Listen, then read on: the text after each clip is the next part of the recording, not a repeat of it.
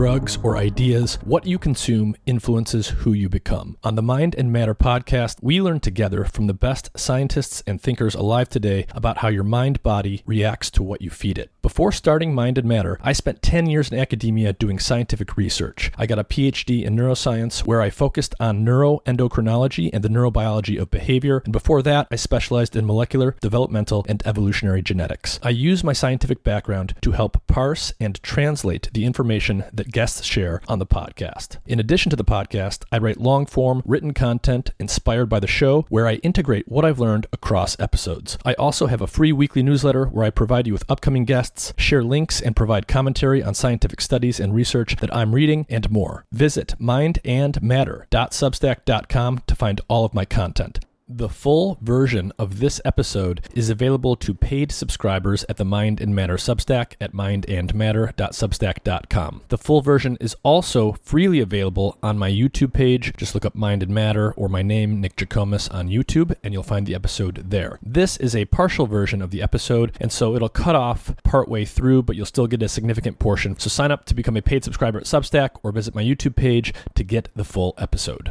Hey everyone, I want to share with you a new AI-powered research tool I've been using to find scientific papers and learn from the literature. It's called Consensus. It is an AI-powered search tool built using large language models trained to help you find and understand the best science faster. Consensus helps you not only find individual papers, but its AI models will help you assess research quality and even synthesize insights across multiple papers for you. You can ask it general questions about any topic you might have, such as what are the known risks and benefits of a certain prescription drug? What do we know about how a certain food or nutrient affects the human body? Anything you can think of. Its pro analysis feature will actually provide you with a concise written summary of what the literature says, broken down point by point, highlighting the strength of the evidence across papers and providing you with individual studies ranked by the relevance and including additional information like citation rates, journal quality, and more. You can also save, cite, and share individual studies with a single click. Unlike other AI and search tools like ChatGPT, PubMed, or Google Scholar, Consensus uses over 20 custom large language models that are developed and trained for this specific purpose. The base Consensus product is totally free, but the premium product that you can subscribe to has better features and unlimited queries. And I highly recommend this if you are using outdated tools like PubMed or Google Scholar, or you just do your own research. For a limited time, you can use the code MINDMATTERSPECIAL, all one word, to get a free premium subscription for 1 year. That is a $150 value for free if you use the code MINDMATTERSPECIAL today. So click the link in the episode description or check my support page and give Consensus a try. Use the code MINDMATTERSPECIAL to unlock your free premium subscription today. My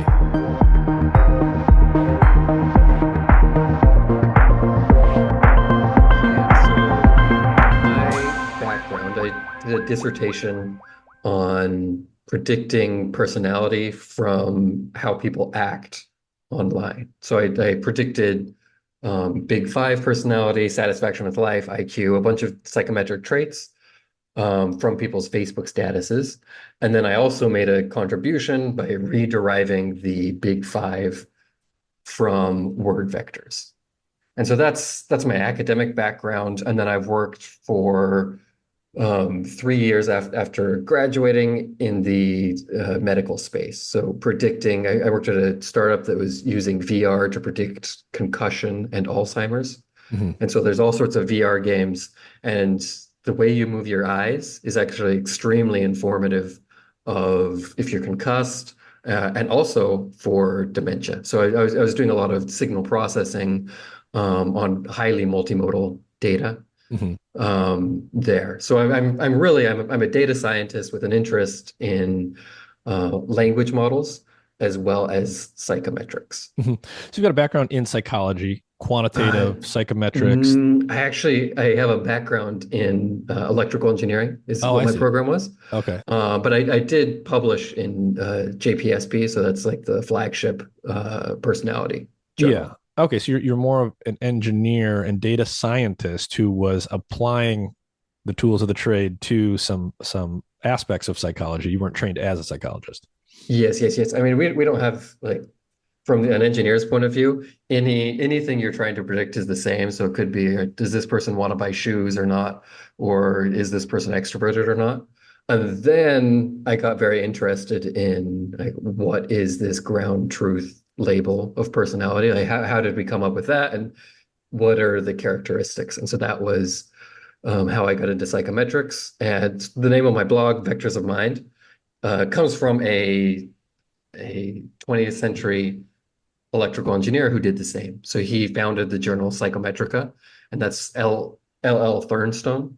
And so there's precedent for this going from Mm. electrical engineering to psychometrics, tried Yeah. and true. Yeah. I mean, a lot of the most interesting ideas in science, very broadly speaking, in my opinion, they come from someone who sort of who has one type of background that's not traditionally associated with another field, and the methods and ideas of one field get imported into another one where they sort of didn't live before, and there's a lot of fruitful cross fertilization that comes from not having things all completely siloed.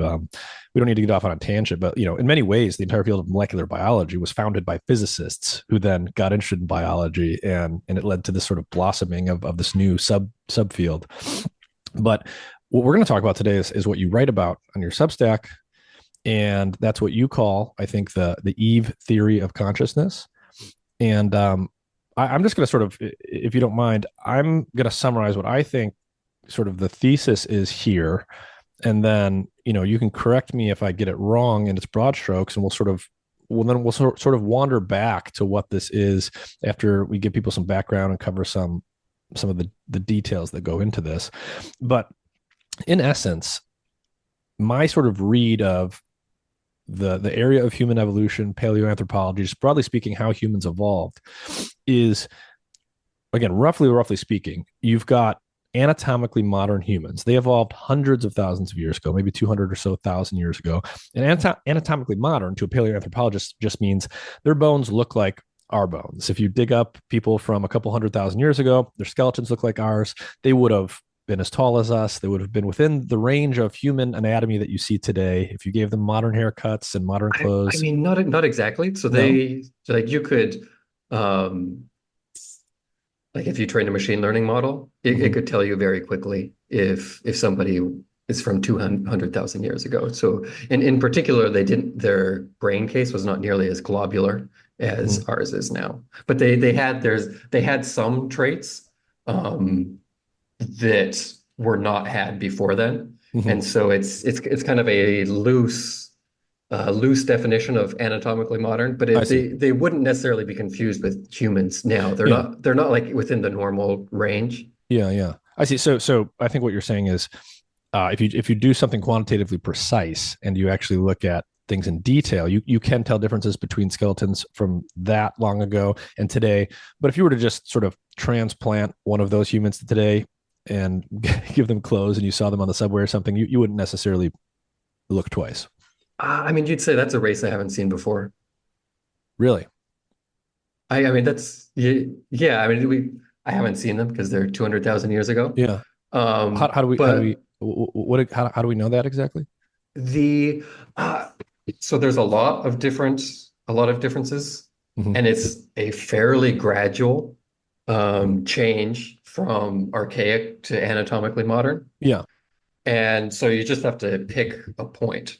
And so certainly the variation of modern humans now, like of extant modern humans, Yeah. it's not greater than the distance between now and 200,000 years ago. Mm-hmm. Like all humans have gotten a lot more gracile than Mm-hmm. back then. And explain, what does that mean, gracile? Slender Mm-hmm. would be another way to say it. I see. So the skeletons are a little bit less robust.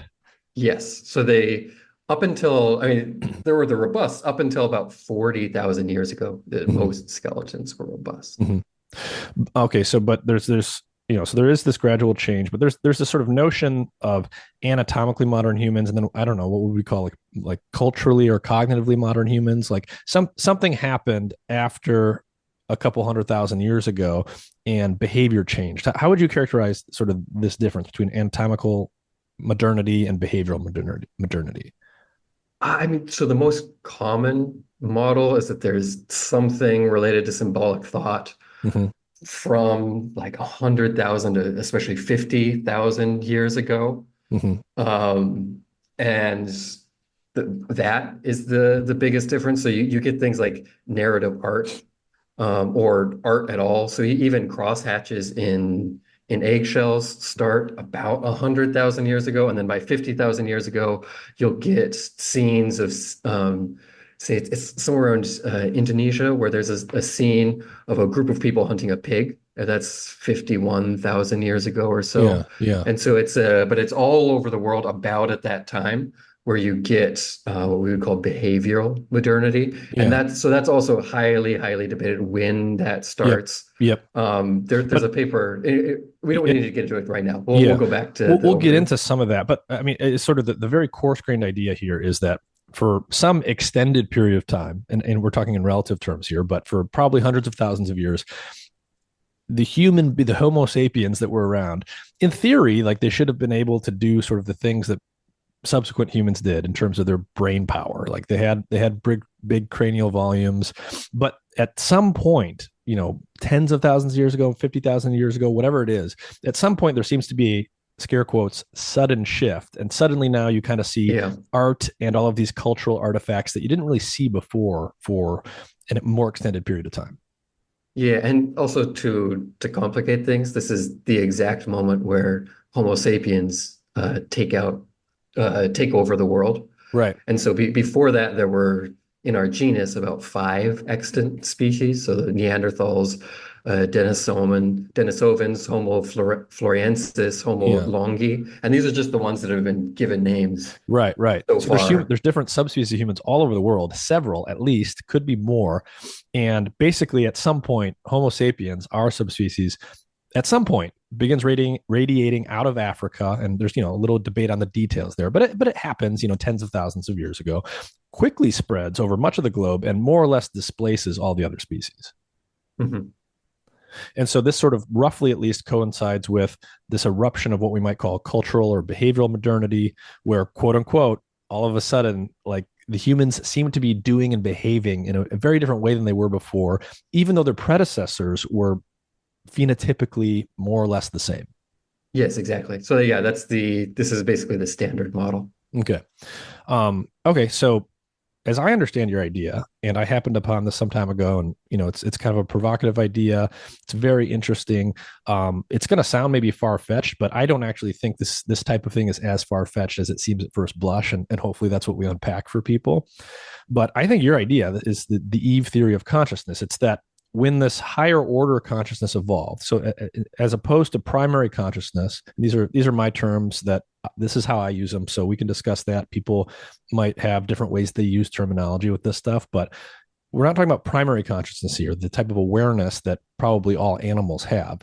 But there's something we might call higher order consciousness, and that is basically the capacity for metacognitive self-awareness. I'm aware that I am aware. I can talk about my awareness. I can talk about the evolution of our awareness in Mhm. conversation with you. It's this kind of ability that is often pointed to as the thing in humans that sort of sets us apart from most other species. It's the special thing. And it may very well be connected to the thing that sort of erupted to initiate behavioral or cultural modernity, whatever we want to call it. And so your idea here, that's a little bit different from other ideas that have been put out there, and there's been lots of different ideas that we'll probably discuss. Your idea is that this higher order form of consciousness arose first in females. So there was a sex difference. It came first in women, and it was not so much present in men. And also that it may have been precipitated by the ritual use of something like snake venom in sort of cult ritual behaviors. So people were using snake venom in rituals. Somehow this precipitated this emergence of metacognitive awareness or some new cognitive ability in women, and then the women taught it to the men, and that all of this stuff is perhaps even encoded in ancient myths which have persisted for long periods of time, such as the Mhm. Garden of Eden myth. Exactly. I mean, we're done here, right? That's Okay, so that's basically the idea that I'm going to talk to you about. You're going to unpack for us, but I just wanted to put it out there at the beginning so people sort of know where we're going, because it's pretty interesting stuff. But okay, let's get back to this idea of anatomically modern humans, behavioral modernity, and sort of when this stuff happened. Can you give us a little bit more on behavioral modernity, when it arose, and sort of, I don't know, give us some tent posts here of what sort of the major ideas are about when and how this may have happened. Yeah, so one of the earliest examples is Blombos Cave. Yeah. And so there's a famous cross-hatched stone that was etched into.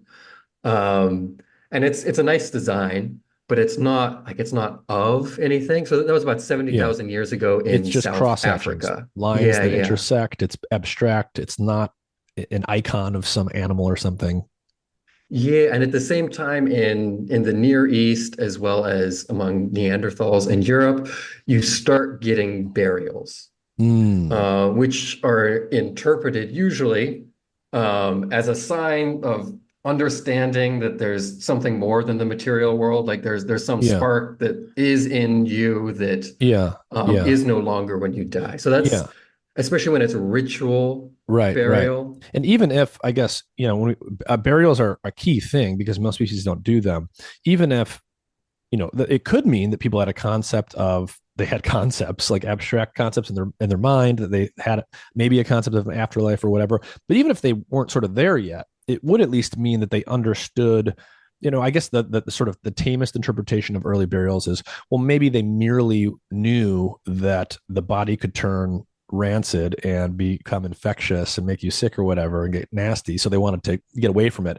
Even that would imply some level of knowledge that there's things there unseen that you need to separate yourself from or whatever.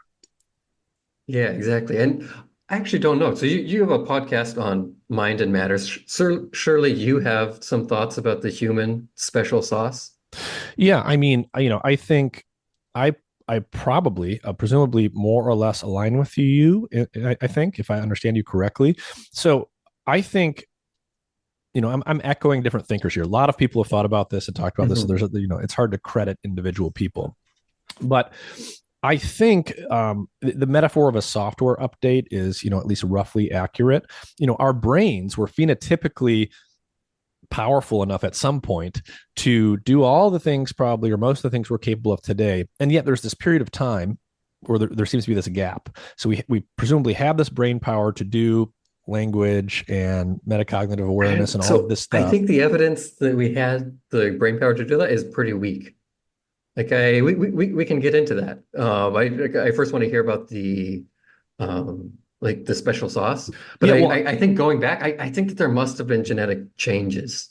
I think there probably were genetic changes that helped support the development of this, probably earlier in life, and sort of help bootstrap things. But I think the sort of the key thing here for me, at least, is that I think there's certain things that we now routinely train into the minds of young children that we just sort of think of as being automatically there, which aren't necessarily automatically there, right? Yeah, So there's like some. pronouns, for Yes. example. So there's some, there's, if we use a machine learning example, the way that we're training young minds today may be very different from what it was, tens, hundreds of thousands of years ago. I don't know what the cutoff date is, but there could very well have been people that had some of the self-reflective capabilities in principle, but those things weren't actually expressed because the early mind wasn't trained in the ways that we take for granted now. Hmm. And what that training is, I'm not exactly sure, but it's going to be bound up with how we pay attention to and speak to young children and things like this. But clearly, if you think about the history of language evolution, so someone I draw on here a lot is Terence Deacon, who I've spoken to on the podcast a couple of times. But if you sort of just imagine running human history in reverse, we know that language is preferentially acquired in young minds, right? Their brains are differently able to learn languages compared to the adult mind. If you just imagine going back further and further in time to this hypothetical origin of language, it must have first arose in older minds. I don't think it rose spontaneously Yes. in a child one day, but So it's some. Deacon doesn't talk about that, does he? Oh yes, yeah. He thinks it arose in older minds. Yeah. So Deacon's basic thesis, as I understand it, and he did talk about this on, I think, the second podcast I did with him, is I'm going to greatly compress this right now, but it's probably the original quote unquote language or proto language probably emerged in a subset of adults in bands of humans that were Uh-huh. performing behavioral rituals. And at first these probably involved just making relatively simple I don't know if I want to say grunts, but vocalizations. And so the earliest proto languages were probably bound up with an enacted ritual. Was it a marriage ritual? Was it a sacrificial Hmm. food ritual or so? Who knows? But it would probably came from that and was much more limited in scope. And then over time that becomes elaborated, and the adults slowly, gradually start teaching this to children. And over time, languages became adapted to the young mind in the sense that the things that evolve in languages are things. The things that are innovated in languages tend to be innovated by young minds. You can see that in the present day with like creoles and things like this. So you mix these two language groups together somewhere, and sort of the next generation starts spontaneously elaborating new parts of the grammar and new words and things. So over time, the idea is this sort of like this proto language that would have first been in only some adults in human groups for which this evolved, slowly migrated earlier and earlier in development until it became, what we would recognize today as a full-fledged language. Yeah, yeah. So my model is pretty similar Mm-hmm. to Deacon's, just the time frame is Mm-hmm. very, very different. Mm-hmm. So Deacon, I believe, says that the the symbolic culture emerged 2 million years ago. And so he'll point to like a Schulian hand axes. He'll say, I believe he uses the argument that they're more beautiful than they necessarily have to be. They're more symmetric. Um, Mm-hmm. and so There's he, potentially more there than just the raw functional need to have a hand axe. yes, yes. So he argues symbolic thought goes back all the way with tool use 2 million years ago. Mm-hmm. Um, but if you actually look for symbols, like they're really not there till like 100,000 with burial, and then 50,000 with symbolic art. Mm-hmm. Mm-hmm. And And this is so so go before, ahead. yeah. So I want to get your take here in particular, but I think a key point for all this stuff is like there's a lot of disagreement and a lot of different interpretations as to like where you draw some of these lines. Like when did symbolic cognition actually evolve? How do we know that? Do we kind of infer it indirectly from these hand axes, or do we need to see like a bona fide symbol painted on a cave? And Yeah. there's a lot of diversity of opinion here, right? Yeah. And so I'll give my case Yeah. for symbolic thought evolving from like 100,000 years ago, and then a lot of it happening in the last 50,000 years ago as well. Yeah. And then let's talk about the case for 2 million years Okay. as well, because I, Yeah. I I think that that's the other most natural place to say it evolved. Hmm. Um, but the case for the last 100,000 is, well, that's the only time we see symbols. Yeah. So that's if you look for the rock art, it's there starting 50,000 years ago. And the symbol I'm most interested in is I think that once you start getting some separation of subject and object, a symbol that naturally forms is I. Hmm. And so I think that at the very beginning of this process, I was probably experienced in an extremely fragmented state. And I think that the people that became better formed in first, that tended to be women. Hmm. And that they basically came up with methods to teach I am, to help people Right. experience that To as train they the mind developed. to do this thing. Yes, and so you come up, I mean, it's a wild idea, but it makes a prediction. So you should find um, some cultural, not like secret knowledge or sacred knowledge Mm-hmm. that was invented by women and is the foundation of society or of culture, that involves some sort of ceremony that could reasonably teach I am. Mm-hmm. And so that's what I write about a lot, is because that's what I'm interested in searching for. So is there some example of that?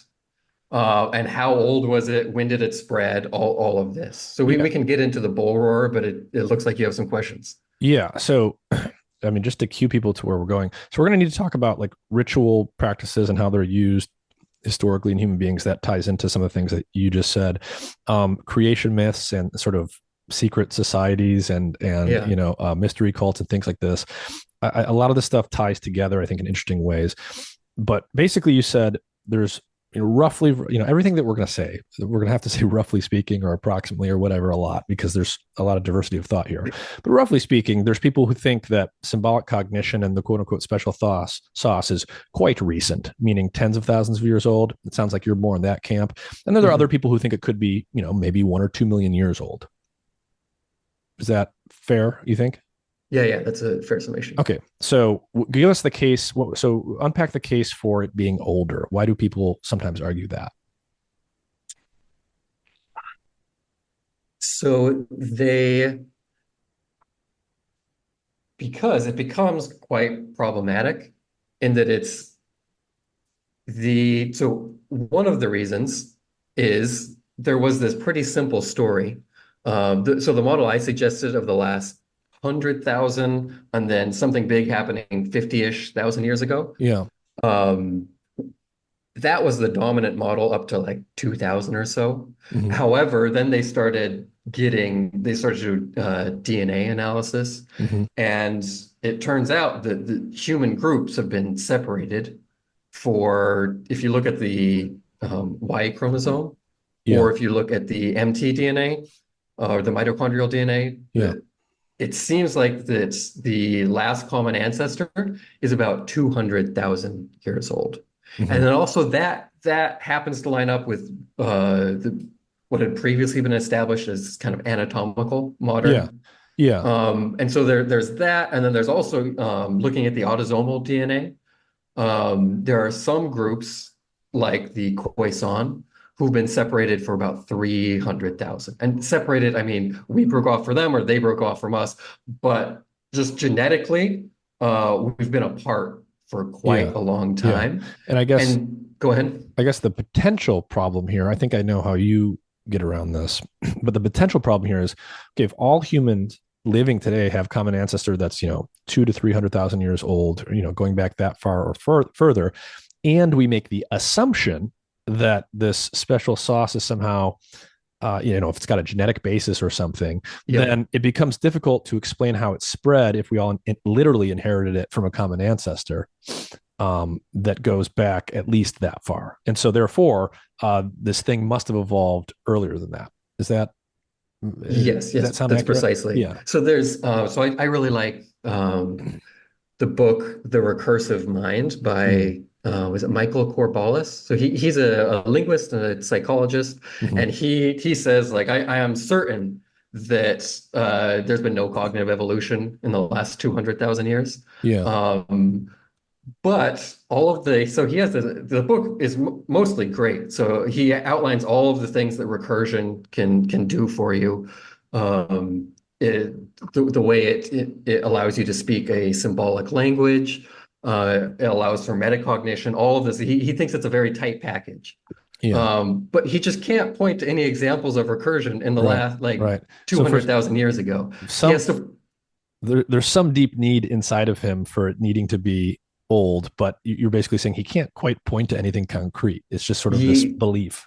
Yes. And it's also, he's not an archaeologist, so he's not going to like go to war. He's just he just kind of accepts the kind of standard timeline when he wrote the book, which was 2012 or so. Yeah. But he does include a paragraph.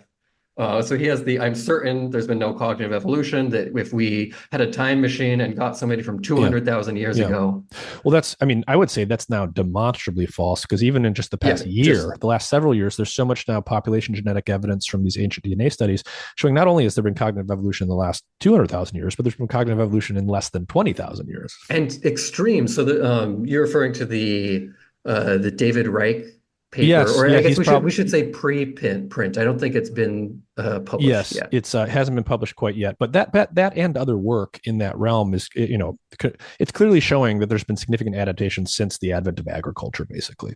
Yeah, and so that work is it's surprising because he showed the predicted genetic potential of IQ being like 65 for people living just 10,000 years ago. So that was Really? the average. Yeah, yeah. It was 2.3 standard deviations lower. Which is So people that's an did extreme not difference. extreme difference. And so like how much do you I don't Yeah. know. It's It's a I mean new that's it's big a enough new that it's kind of hard to field. believe. Yeah, yeah. Yeah. But I mean it works well with my theory. So I'm not exactly saying it's not true, Right, but right. if stuff like that pans out, and Yeah. that's another thing. I really am an empiricist. Yeah. I'm glad that I've been writing on this for like 3 years or so. Hmm. And so when I wrote, I made a lot of claims. Like I think that there's been selection against schizophrenia, and that was one of the other traits that now Yes. we have evidence that there have been strong selection against schizophrenia. Yes. And that was I think that's a prediction that I got right. Hmm. Hmm. So, okay, I mean, let's That's so I want to where I want to go. I want to okay. go back to um, kind of normalizing my model Okay. and Okay. also about the transition between um, to behavioral modernity. Okay. So not that long ago, I happened upon the work of Tom Froese, and he's a cognitive scientist at the University of Okinawa. And about a decade ago, he published the ritualized mind alteration hypothesis. Hmm. And in that, he argues that the proliferation of cave art we see is the result of altered states.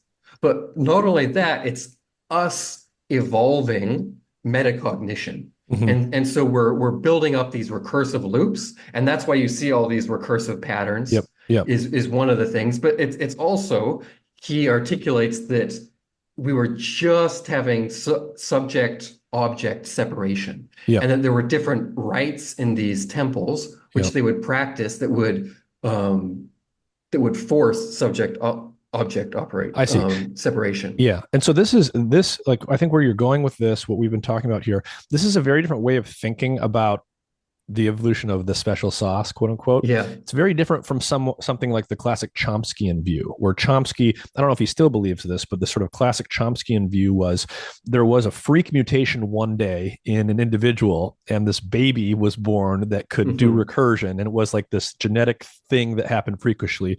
The types of things you're talking about now is that no, this stuff was sort of trained into the mind, and this required some kind of like ritual practice to bake in to the minds that were already there. Yeah. So I like Chomsky on linguistics. So Hmm. I really really like recursion, Hmm. and so he did great work there. However, yeah, his model of evolution it's not within the bounds of science, I would say. Yeah, it's I basically you it's like saying there's a miracle. One day something happened. Yeah, and we have such strong evidence from twin studies Yeah, that yeah, IQ and all of personality is incredibly heritable. So your language ability is incredibly heritable, yeah. and there's no one gene for it. There's a Right. bunch. Yeah, we that's And proven, and I so would his say. model, like his model is absolutely just false. I think we can say Hmm. with high confidence. His model of the classic evolution he has of the evolution, the classic model he has of the evolution of language. Yeah, and also another thing. So he really wasn't interested in the truth or understanding what happened. So he started out by saying 50,000 years was when this happened, Yeah. because that's when there's evidence of recursion. Like if you just look at the archaeological record. But then later he starts saying 100,000. I think towards the end, like 200,000. Anyway, he slowly moved the date back as you get some sort of basically as the scientific culture of when it would be convenient for the special sauce to have emerged Yeah. changed. Hmm. He just pushed that back and back and back. Um, but I mean, he never spoke that much Yeah. about why it would be that moment, Yeah. right? And so it was just kind of Yeah. He just had to in declare different there was a interviews I moment. saw. Yeah. Yeah. Okay. So going back to these other ideas. The Oh yeah, so the Yeah. ritualized mind alteration And who hypothesis. was that you were talking about? What was the This name? is Tom Froese. So Okay. he's the editor-in-chief of adaptive behavior. Okay. So this isn't like some rando. Yeah. This Yeah. is and he so I had him on my podcast, and like he still likes this idea that he proposed. And his idea was that um like how can you teach somebody subject object separation? Yeah. Well, you can bring them very close to death, is one way. Mm. So there's kind of like a simulated death, Hmm. and then it would be a death and rebirth sequence, this ritual.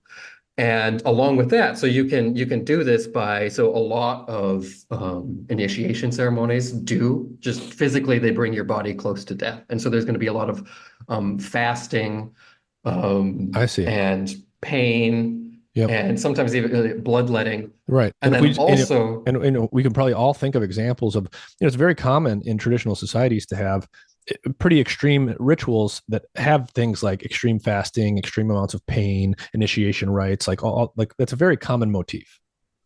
yes, and he also suggests that that psychedelics, particularly psilocybin mushrooms, could have been involved. Yeah. And so he was involved. There's pretty rank. If you look at his papers, pretty rancorous back and forth between people who are like, no, there couldn't have been any evolution this late, or basically saying you have no evidence that humans would have used psychedelics at that time. Yeah. That also. Anyways, I'm sure that you've seen a lot of it's just Yeah. Well, let it's me, very divisive, right? yeah, The yeah. idea that psychedelics could be involved. Yeah, but let's just so I want to sort of anticipate maybe a possible counter argument to some of the things we're discussing. So let's just suppose, let's assume for the sake of argument that some of this stuff is accurate. Okay, you needed to have some kind of fairly extreme ritual that brought you close to death, and some kind of ritual like that was how subject object distinctions and the concept of I got trained into human minds. So that type of training was necessary for us to have a sense of I and to have this subject object distinction. It's like, okay, let's assume for the sake of argument that's how things started and where they came from. Today, most of the people walking around that we are friends and family and peer people, our peers, they I didn't go through some kind of ritual like this when I was a kid, but I developed subject object distinction just fine. Why don't we need that today? So first, I think that our culture is just much more advanced. Like the type of memes that we show children are very, very different Mm-hmm. now Mm-hmm. than then. And before I brought up pronouns, but you can imagine basically trying to teach this before they had pronouns. And then once you get this part of language, Yeah, it's reinforcing this structure in I brains see. from a very, very young I see. age. So in a sense, what you're saying is it might happen now, quote unquote, for free because our language has all of these features that sort of, it's sort of baked into the language now. But at some point, there weren't pronouns, there weren't words that Yes. had built into them subject object distinctions, and somehow you would have had to bake this into minds without having that language scaffold sort of preformed. Yes, exactly. And then, so the other thing is, yeah, I think that we've evolved since it. Mm. So it used to be very hard Yeah, to teach somebody I am, yeah, but now it's much easier. And it's because those that could learn I am are the people who survived. And so yeah. you really, for this model to work, you have to show strong selection on Yes. ability to learn Yeah. I am. And so Yeah. that's why I'm interested in the ancient DNA stuff. I see. I see. And that fits a lot with, I think, what someone like Deacon would say, which is that, so on the one hand, this is like a cultural innovation that doesn't start with like a Chomskyan mutation. And yet, once this sort of process gets started, there would be selection to learn it better and earlier in life, because to the extent that this recursive ability was adaptive, obviously the more of it you have faster earlier in life, the better it is Yeah. going to be for your group. And so there would have been selection.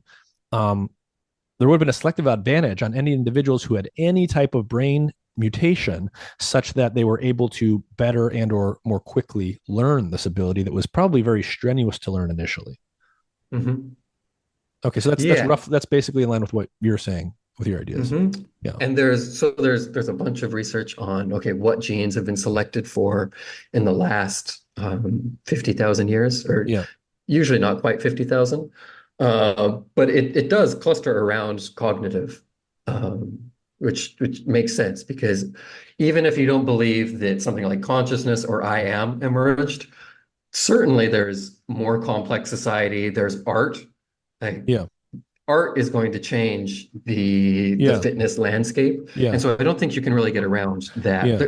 There's also our brains. The shape of our skulls has changed quite a bit in the last 50,000 years. Yeah. Yeah. Yeah. It is like you can even think about like even very, very short time scales. Like if you go back, if what was that movie with Leonardo DiCaprio where it's like a dream within a dream within a dream? Inception. Yeah, yeah. I think if you showed that to someone who's born in like 1900, they would be like, well, like, what the fuck are you showing me right now? I don't even know Yeah, if they could yeah. like really like get it. But for us now, it's just like, yep, that's just like the movie this year.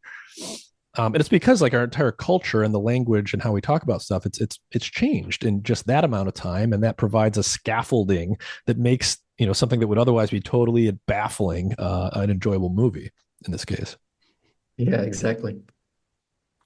So one of the one of the ideas you have is that consciousness, this type of self-reflective consciousness. So whenever we say consciousness, I think by default that's what you and I are talking about in this conversation. I'll let you put more meat on the bone there if you want, but this kind of self-reflective self-consciousness, um, that it came first in women rather than men. Unpack that a little bit. Why do you think that? Where does that come from? What is the support for that idea? So a lot of this goes back to evolutionary psychology. There's a comparative advantage in that women have in theory of mind and Mm-hmm. language. Mm-hmm. So, for example, because of differences in upper body strength, not going to win a fight with fists, and so put more stats into social cognition. Mm-hmm. So the pretty basic evolutionary psychology. Actually, so was it Robin Dunbar? In his book Gossip, Grooming, and Language, he actually mentions this that women would have invented language because it's more important for them. Mm-hmm. Yeah, and because it needs to be because they are physically at a disadvantage in many ways. Yeah, yeah, and also funny enough, Terence McKenna also this is part. He mentions this Mm, in what, The Food of the Gods. really? Yeah, yeah. He also says women were first. But Huh. it's so anyway, this is not like a fringe idea. And people who I think that it's almost a requirement of the social brain hypothesis. So if you think we became smart because of being social, Yeah. I think that you must believe that women kind of became human first. I just think Mhm. that's a requirement. Because otherwise, it's very, Um, very difficult to explain why they would consistently perform better on things like theory of mind, et cetera. Yeah, yeah. Yeah. So so I do have an interest in psychometrics. The tool that they use to measure emotional intelligence. So it's just a survey. Like, I don't know, do you grab the door to help people get out? Like, do you notice other people? Can you understand what they're thinking? Hmm. And so in psychometrics, there's no real ground truth. And so they have to demonstrate when they come up with a new survey, does this actually capture what we say? And so they gave it to a group of therapists and to a group of prisoners, and they show, hey, there's the average is different between these two groups. So like it's probably measuring emotional intelligence. And they also give it to men and women, and they're like, hey, women do better. Therefore, this must be like this is support that it's measuring emotional intelligence. Hmm. So in the actual tools, it's just considered like a thing a priori that women are going to do better on emotional intelligence. Hmm. And okay, so keep going for us. So other than this sort of general belief that it came first in women because they tend to score higher in measures of what we can just call social intelligence, I mean, is there anything more to it than that? Uh, the so I had that belief, and then I had an anonymous or a pseudo-anon blog where I just blogged about machine learning and psychology. And I was really interested in there's higher order structure to the big five. Hmm. And above the big five in personality, there's sometimes something called the general factor of personality. Um, However, for our purposes, it's just you can think of it as kind of emotional intelligence or Okay. social self-regulation. Okay. And I was trying to think, like, what if personality is a cybernetic system or a fitness landscape, Hmm. what would this main factor be causing to be selected for? And so Mm. I was just it was just kind of a fun blog post. I was just going Yeah. to write. I was describing what the GFP was, some of the debates around it, and then say, okay, and what would it have us evolve? And so I started thinking about it would have us evolve a conscience because it's about like your theory of mind and also doing right by other people. Yeah. How you fit into the social group. Yeah. How everyone's getting along. I mean, all of these things would come along with that type of factor. And I just was imagining back in evolutionary time, like what would that, like, okay, you evolve a conscience, and then what's next? And I thought, what would it be like to identify with your conscience? What would that moment be like? And Yeah. so because I was trying to write an article, like you want to come have some metaphor, and then it struck me, Genesis is an extremely good metaphor for the moment, so the fall of Adam and Eve Yeah. is an extremely good metaphor for realizing that you are your conscience. Yeah. The idea would Kind of be like, that you are falling into that realization. yes, yes, the kind of you are the man behind the curtain. It's Yeah. the so they what their where they went wrong was eating the fruit of the knowledge of good and evil. And so having some sort of metacognition on top of your agency, I think would be extremely painful. Painful in ways that only humans can understand. And you can imagine that feeling like falling out of the Garden of Paradise. And one of the things that interests me is like Eve ate the apple. So it's an extremely patriarchal story. Hmm. So why is it such a good metaphor for this? And then two, why does it agree with evolutionary psychology that Eve would have eaten the apple? Right. And so I was just imagining like, yeah, if somebody realized like I'm the man behind the curtain, and they taught other people, it seems like men would be kind of the last in on this knowledge. Yeah. And so you can imagine as kind of a cultural memory of this moment. And Yeah. so then there's the obvious question, okay, how long can a myth last? And so I've done a bunch of Yeah. research on that. And Yeah. So there's there's, overlap. There's yeah. overlap between how long a myth can last and when we started acting human. Yeah. So where you're going with this is that when we think about creation myths, the Christian creation myth, the Garden of Eden, is one of the best known examples to all of us because of the time in history and the places that we live. But we're going to talk about other creation myths as well. But where you're going with this is that this is not an arbitrary fictitious story that was simply made up for entertainment or whatever.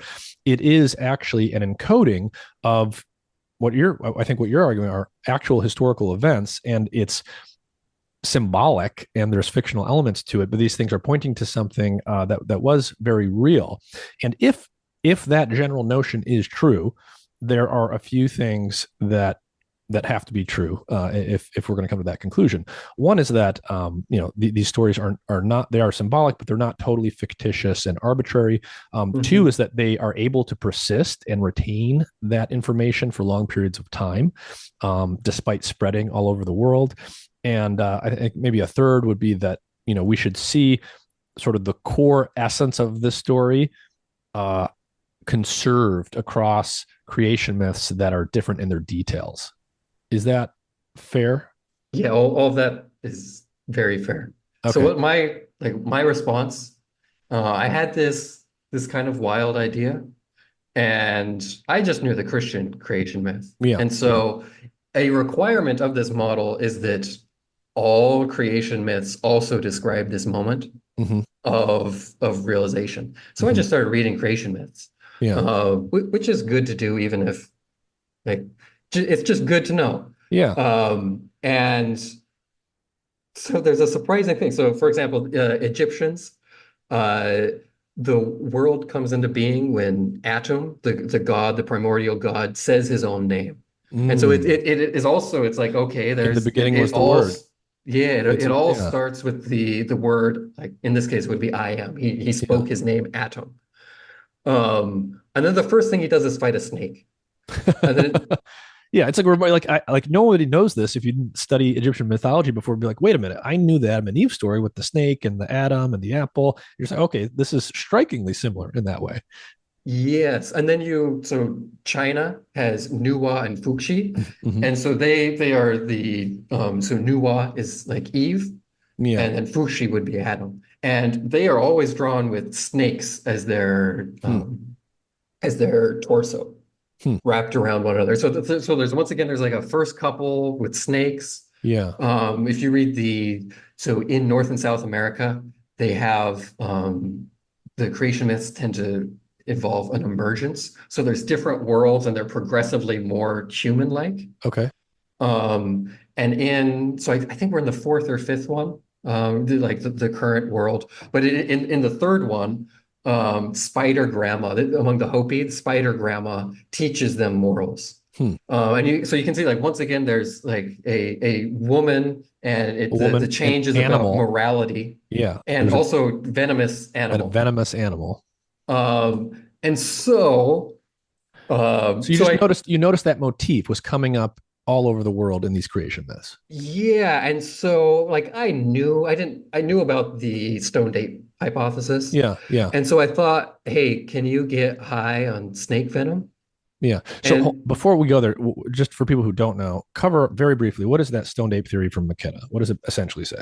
so his theory is that we have been we've been eating mushrooms for a long time, like 200,000 years. And then it was a gene culture interaction that mushrooms somehow made us more amorous and open. And it was good Mhm. for passing on Yeah. genes. The idea And was that then, psilocybin mushrooms, psychedelic ingestion, precipitated this kind of cognitive shift. yes, yes. Um, yeah, so not taken seriously. So it's a Joe Rogan Right, theory. right, Is like right. he's kind of the we should say steward of the theory at this point. Yeah. But there is some work among academics to also take it seriously. Yeah. And then there's like, probably, one of the things that hooks into this is like the book that Brian Muraresku wrote. I talked to him on the very first episode of the podcast, actually. Basically, Oh, really? there's a field called archaeochemistry, and there is evidence to suggest um, that at least thousands of years ago people were drinking psychedelic concoctions potentially with alkaloids not too dissimilar to LSD and things, and those were part of these sort of sacred secret rituals. Yeah, and so I definitely want to come back to his book and the Greek Yeah, mystery yeah. cults. But yeah, where are we right now? So let's get back. So creation myths, you notice this motif is all over Egyptian myths, Chinese myths, the Christian myth. And we are just talking about like how common it was. And it always involves a woman and saying I am at the beginning. There is the word, and there's always this Yeah. kind of venomous animal around, whether it's a snake or a spider or what have you. So Yeah, all these not things are bubbling always, around. Yeah. not always, but it's enough to strike you. So Yeah. especially the snake thing just hits Yeah. you over the head. So what Yeah. like I think that I'm not a particularly nuanced reader of literature, Mhm. and yet like here it's just right there. It's in every one of them. There's a Yeah. snake.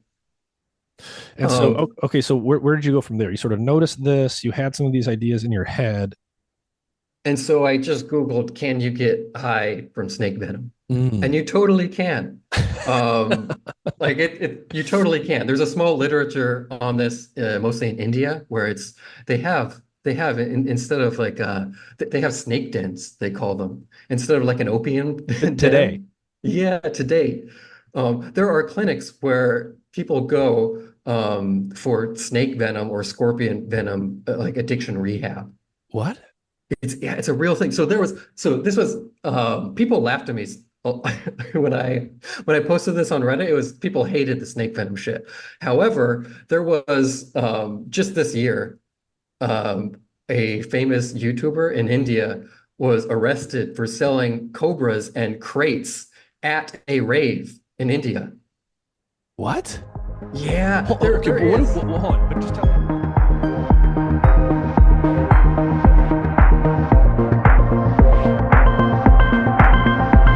If you're hearing this version, you will hear the beginning portion of the episode, but must become a paid subscriber to hear the full version. If a paid subscription is not in the cards for you, simply head over to the Mind and Matter Substack page at mindandmatter.substack.com, subscribe to my free weekly newsletter, and send me a message, and I'll provide you with a complimentary subscription. And with that, enjoy the episode.